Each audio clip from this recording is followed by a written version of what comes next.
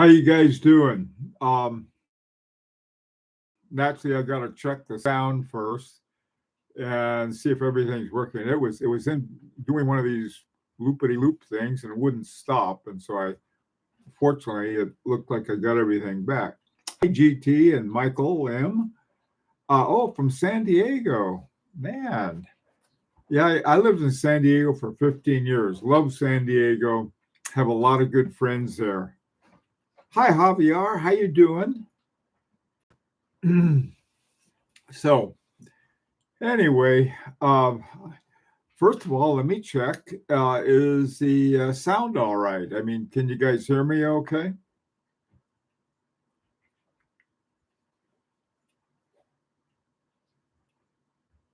All is well. Great.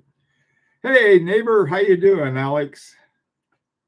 David, good to see you. Glad you're here. Great. I got this jacket came. I don't know. I think I've dressed up like a gray teddy bear. I think. I don't know. Oh boy. Okay. Um, let's talk about collection philosophy. And I've been the more I've been thinking about it, the more I realized I think what happens is that over time, the your at least mine is sort of my philosophy kept changing. I like to say developing, and maybe that's what it is, but it's sort of like the more you know about something, the more your philosophy seems to be shaped by what you know. And um, boy, when I really started focusing on collection, I didn't know anything, and so there was always just more to learn. And what I'm finding out, the more I learn, the more I realize I've got more to learn. I was just about ready to celebrate. I got the second hand on my this watch project we're working on. Had the old second hand moving around, and all of a sudden that stupid hand just popped right off, just right before I turned it on. You want to? So anyway, so my philosophy is that there's always a way that the your knowledge of watches and watchmaking and everything can be humbling at times, and so that's sort of my attitude is, or I guess my philosophy is there's always something something new around the corner. I have a very optimistic view of things that something good is about to happen, even though it always doesn't happen. It can happen. So that's pretty much my philosophy. But one of the things I think I've been growing more and more into is I guess it's called sort of it's a type of discovery. Maybe it's a philosophy of serendipitous discovery. One of the things I had noticed, and I think I talked about this a little this morning, was that I've been doing a series on the AHCI, the Independent Watchmakers Group, that is sort of an elite group of top watchmakers like F.P. Jorn and Kari Vuolanne and V&E Halter, all of these top guys. Marco Lang, just everybody who's the very top. And the more I think about it, the more I thought, the thing about knowing these things isn't that like I'm going to go out and suddenly I can afford something by one of these top watchmakers, but rather there is an opportunity to come across one that has gone unnoticed by anybody else. In other words, that here's some watch out there that one of these top people was involved in, and it's at a very affordable price, and it's available, and sort of that kind of thing. I've done it a few times with modules. In other words, I found modules by Jean-Marc Viderec, and let me see who else. Um, I think. Oh, I can't. I think that's the main one, but I mean the ones that I've been looking for. But these are these are the kinds of things that I think has shaped my philosophy, rather than trying to collect watches that are popular. I haven't done that. I think I sort of, when I first started, I got a Patek Philippe because that was pretty popular, and I Calatrava got an overseas, but I like that. That's sort of a whole other story. And then I got this Audemars Piguet that I didn't like, not because it wasn't a good watch. It was an excellent watch, but just when I got it because I wanted an Audemars Piguet. It was too small for me, and I just wouldn't wear it. And finally, I realized that, and so I've sort of those kinds of experiences have shaped my philosophy. Don't get anything you don't want, and I've been tempted today. I was told earlier today that this one Chaumet dandy with a big date sold pretty quickly. A guy said he was up at, I think, tried to get it at like 6:30 this morning, and it was already gone. And or yesterday morning, I mean, today Saturday. Yeah, it was Friday morning. And so, I think you know there's also the temptation of keep my big mouth shut. Found something really good, but I keep blabbing about it. So I've got to. That's what am I going to do? Hey, David. My philosophy is that I have to have function over form, and I have to still want the watch after 6 months. I'm turned off by watches that are trendy. I gravitate toward niche brands. Um, yeah, I function function over form is not a bad idea, but it's a difficult one. Um, I say function over form is a difficult one in this respect. Um, if you mean function over like sort of style, yeah, but the other kind of thing is that like you can have some very functional watches. In fact, probably in the long run, or maybe even or at least in the short run, it seems that the silicon hairsprings are sort of all the thing right now, and everybody's excited about them. And functional wise, yeah, they're really excellent because they don't have a lot of the problems that hairsprings out of transitional metals have. And so, they're functionally they're better. But this is where I sort of like, okay, so where do we have a where do we, let's say, draw the line, I guess, for lack of a better term, is that um if there's a choice between two watches, one has a transitional hairspring and I can adjust it, and the other one has a uh, silicon hairspring, but functionally actually works better. And I don't have to worry about magnetization and so forth. I'll get the one with, I guess that would be considered less functional, but it's more, I didn't become a mechanical watch collector for functional. I smartwatches work better. My iPhone works better. So there's a certain amount, I guess, of craftsmanship type of reserve I have. And so if something is well crafted, and that includes in the movement, that will win over the something else. It's sort of like these guys that these guys. I'm thinking of Zenith jacking up the speed of their watches to improve the accuracy. And then I'm thinking, well, and on the other hand, you have these top watchmakers who are creating watches with lower frequencies and having these really great watches. And I always think if a watch is any good and it still runs at a lower frequency, my God, they must have something in there to make it really special. Now that's sort of, I don't know how much baloney that is or not, but it's the way I like to think about it. Hey, Javier, what do you have? My philosophy has been shaped by a YouTuber who likes GPHG hand wound watches.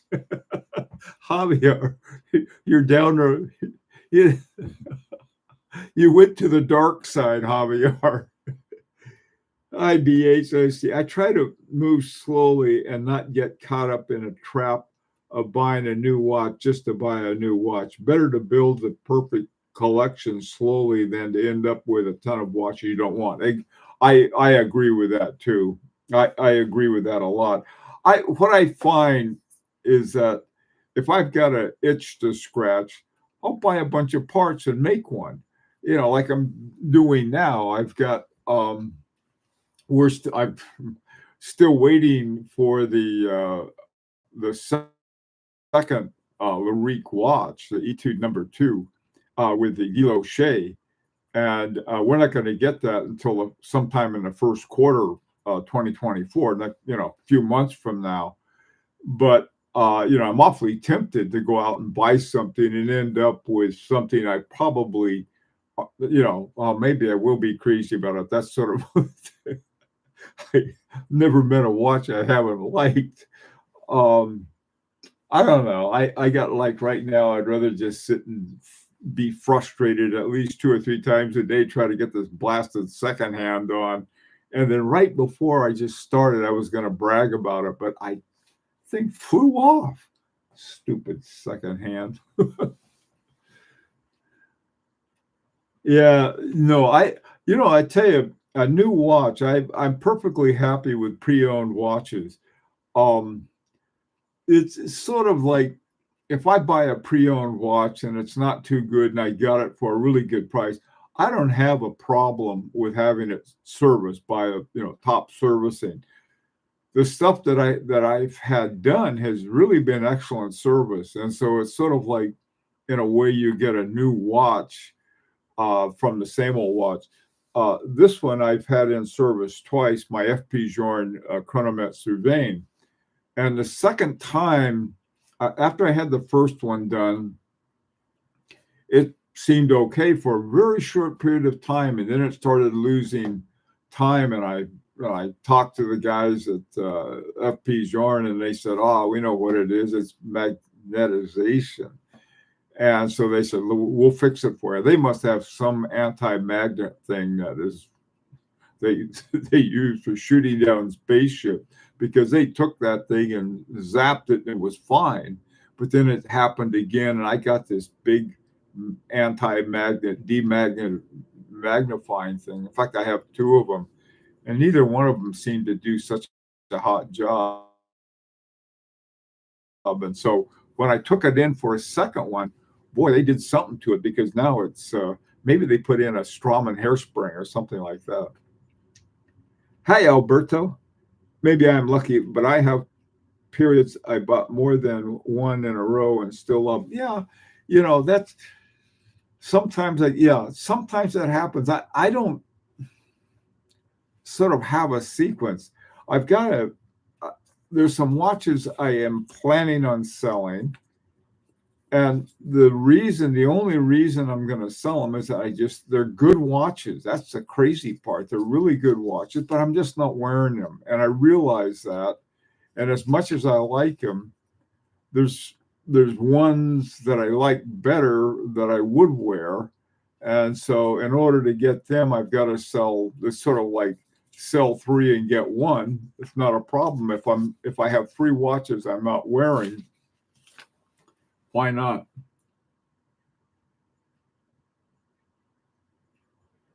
Hey, Ballast Deep, how you doing? I'm done with Rolex on two following Daniel Roth GMT Patek Gondola. Yeah, Patek. I tell you, Patek Gondola before 2009. There you go. That's a,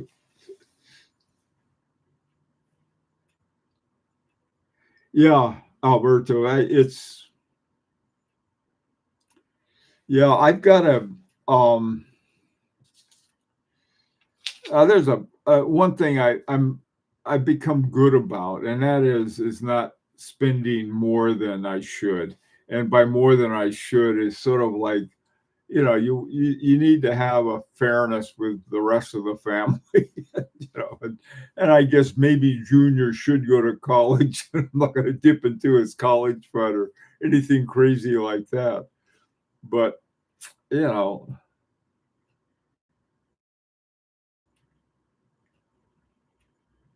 is there a watch you regret buying? Yeah, that was like I really regret getting that Audemars Piguet, not because it was a bad watch, because it wasn't, but rather I almost didn't like it when I bought it. I was like, so I could have the Holy Trinity. What a dumb thing. Looking back at it, at the time I thought, oh boy, now I have a Vacheron Constantin, a Patek Philippe, and an Audemars Piguet, and I only liked the one I liked the best I wore all the time was a Vacheron Constantin, and then the Patek Philippe I was afraid to wear because I was told, those things are delicate. That's a fancy dress watch. It was just, you know. Whereas if any of you have had one of the, I guess they call them OS1, the overseas, the first one they had out. Um, One of the things about them was the bracelet always popped open. And so you'll wear that old thing and the old bracelet would pop open and you got so used to it, you just tap it and then go back and you know it was that was that watch and it was part of it. I wore it for years that way, perfectly happy. And then when the new one came out, the in 2016, they wouldn't trade it in. And so I went and I've been pouting ever since. Oh no. Okay. Yeah. I don't know what's I guess there's a certain number. Sorry about Bellevue, man. Sorry about the flutter. I think it's more of a personal journey than an ideal. Yeah, yeah. I see what you mean. I that's what it's been with me. Let me know if it gets any worse. I don't know what I can do, but at least I'll know. So, what are some other things you got? I'll shut up for a while. Maybe that'll help, and you can type stuff. Let's get some more philosophies.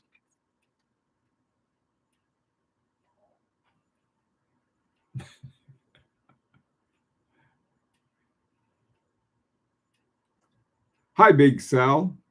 Sound is good on your end. Okay. Yeah, I'm looking at they don't have bars. They've got these little things. Usually it's full because we got a really good internet system, and I don't know why it's acting goofy, but it is. You know what? I think I will do one thing. I am going to there. There, I turned off one source. I don't know if that'll help or not. Okay, so let me ask you this. What do you think is a bad philosophy? I mean, if somebody said, let's say you got somebody starting off in Watt's collection, they say, well, this is what I'm going to do. And you say, I don't know if that's the best way to go about it or not. What would be one that you think would be a bad philosophy? Anything that you can think of?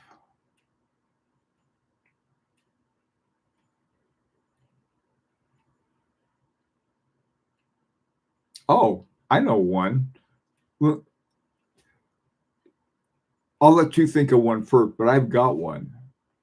So come on with something. So that I can, hey, David, a bad philosophy is that and that was mine, David. I agree that's a bad philosophy.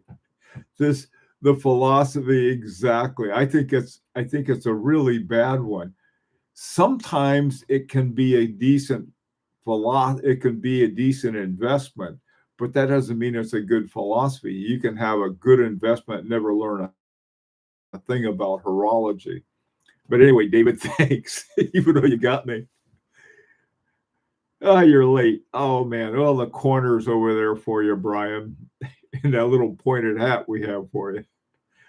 Such a warm day, I couldn't pass up a chance to put up the outdoor Christmas lights. Oh man, yeah, that's yes, it is a nice day. We're getting a little rain on and off, but boy, the weather is.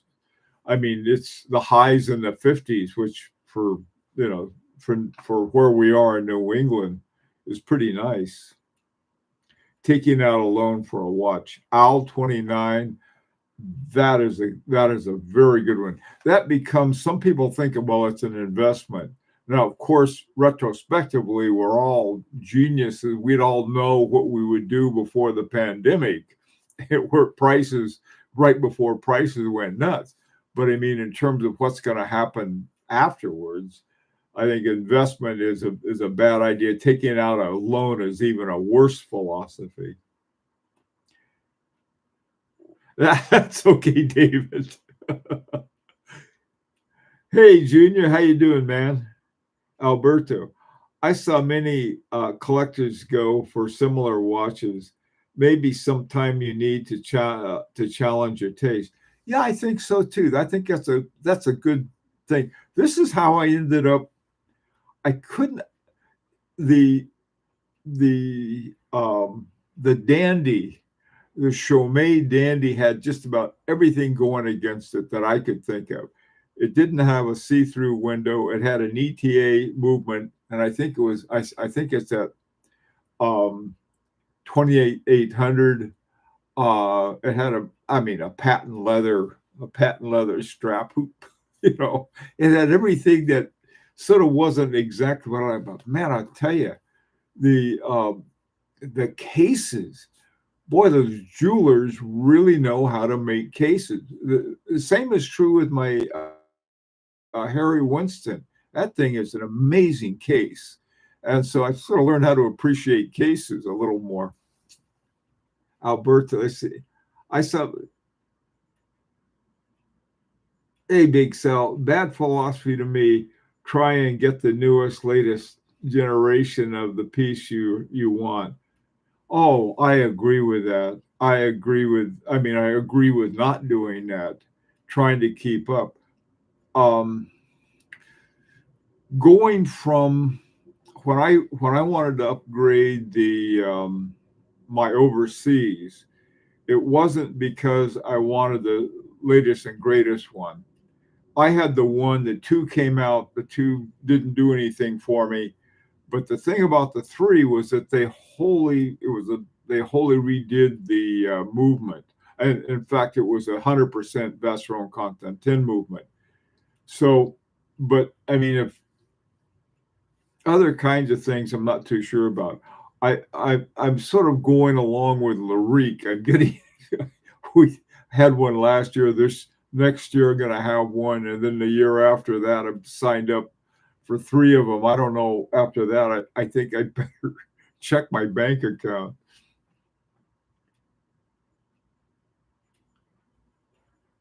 Buying uh, Circa. I hope I didn't mispronounce your name, Circa. Let's see. Bad, not so good philosophy. Buying something that is trend. Yeah, I'm with that. Such as a chunky U-blows. I don't pick on U-blows unless they're chunky. Going for hype, which is like the Aquanaut. Yeah, it's funny. There are a lot of it's sort of going against something for the same reason, like U-blows. They people talk about them like they're awful. And some of them are. I mean, just like something, I guess they were trendy at one time, and then like I guess one of the big bangs was, and so people had to have one of those. But there's more to it than that. And I don't have one, and there's not one I especially want, but it's that sort of idea. So, Sir Kant, I hope I pronounced that correctly. Good point.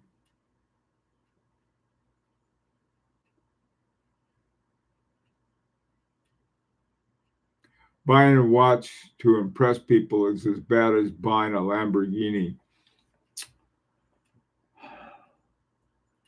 You know, oh boy, this is going to be hard for me to say right. Okay. I agree. You shouldn't buy a watch to impress people. I once bought a Rolls Royce because it was so much fun. It was from the inside that I enjoyed it, not from the outside. Or who am I going to who am I going to impress? I think most of the people I knew thought it was nuts. That didn't impress anybody. But sometimes you get a watch, you really like it, and people think, "Oh, well, you're doing that to impress people." Um, if that's true, I agree with that. On the other hand, sometimes you say, "Boy, I've really been saving for this. I've always wanted one of these. I'm going to get one." And you do, and you impress yourself. Now, it's sort of like if you impress other people, that's sort of epiphenomenal. I mean, that's sort of like a collateral damage, I'll call it. You got, oh boy, you got a Rolex. That's not why I got one. Hey, Amir, agree with BH 14.2 BH. Do not go into debt or waste money on placeholders. Yeah. I try to do as much research on a timepiece before committing to a purchase. The history of the brand also plays a part. Boy, that's a hard one for me, Amir. And the reason I say it's a hard one, it depends who's running the show at any one time. Some of the earlier H. Mosers, not so much. And so they sort of went, they were a good watch and they were a bad watch, and now they're a great watch. And it's sort of like history's sort of a funny thing. I'm more like a critic of people who are in the movies, and that is, what have you done lately? So I'm more of a what have you done lately? And so if a brand, let's say Hublot, what everybody seems to be down on, they came out with something that's really cool. Let's say they said, "Hey, we got an affordable Remontois Egalite." I was, oh boy, oh boy, oh boy. I don't care, what they were doing. So yeah, the history of a thing is you really have to look at it closely, I think. And there are big gaps. Like right now, I happen to like one I sort of see is coming back around is Jaeger-LeCoultre. But Jaeger-LeCoultre sort of went into I don't know what, and then it's working its way back again. It was coming back out. They just put ETAs and things like that in it. And I forgot who bought it. I think, in fact, it may belong to Swatch, and if that happened, that can be rough.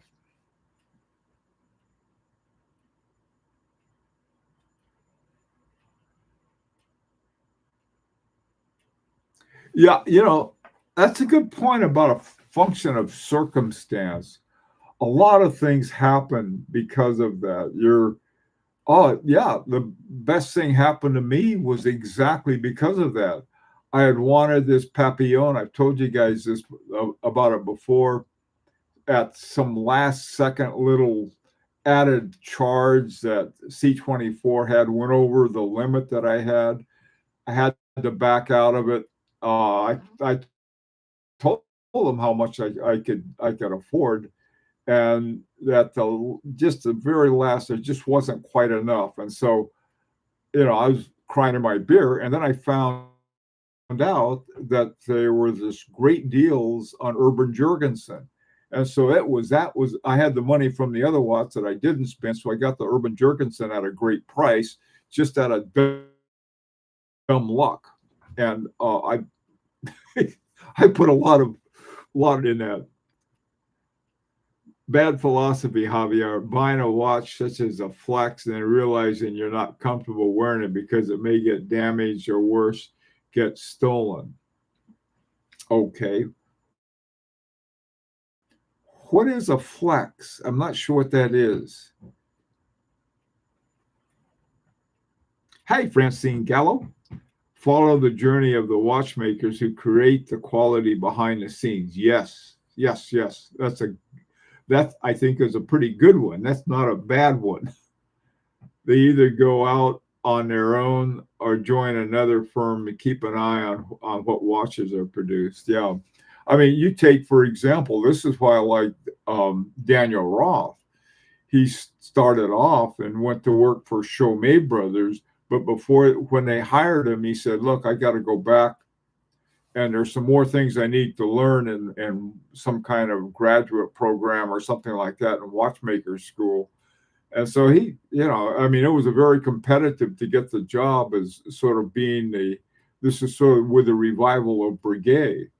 And so, yeah, he did some really amazing things.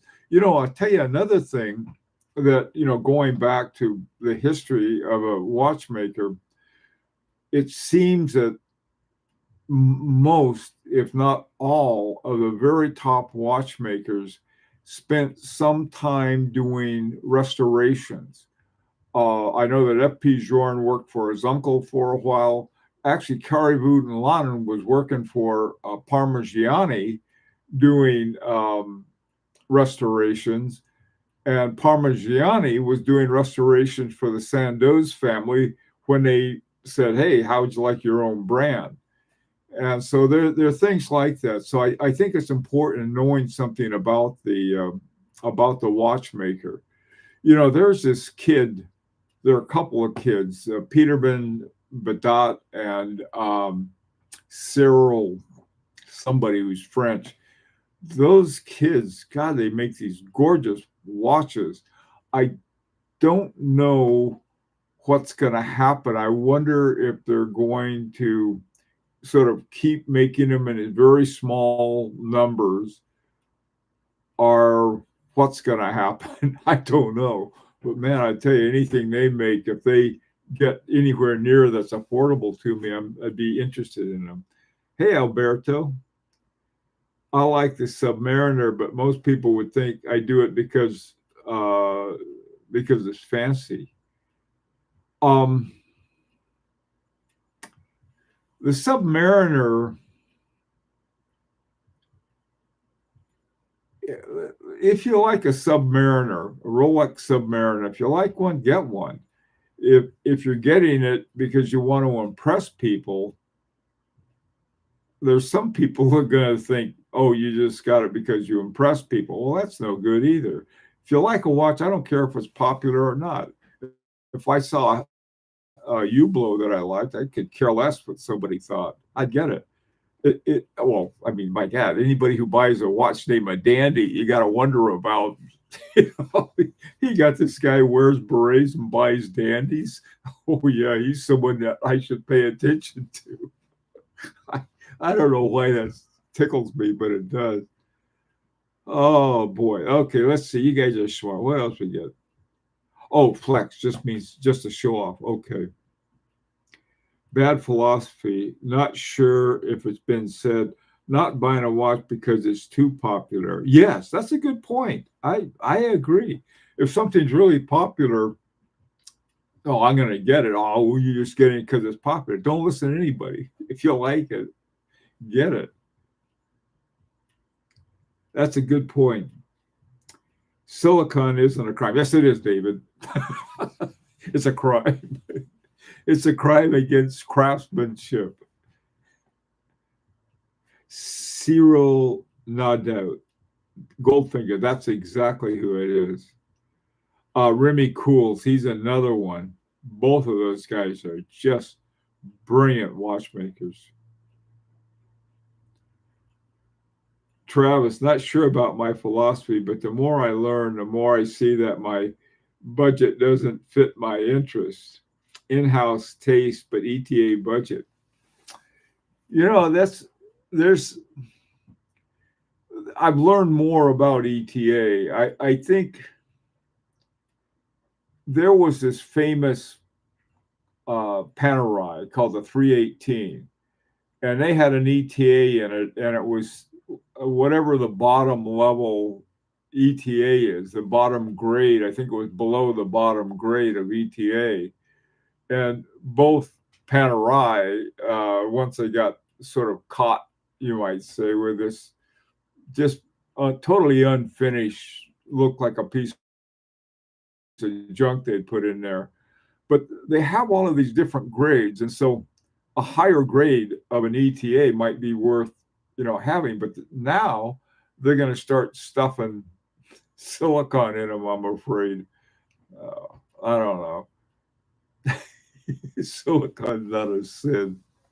It's blasphemy. The thing is that I got my wife she's got a very good collection. But I got her a smartwatch that she wears. That's all she wears now.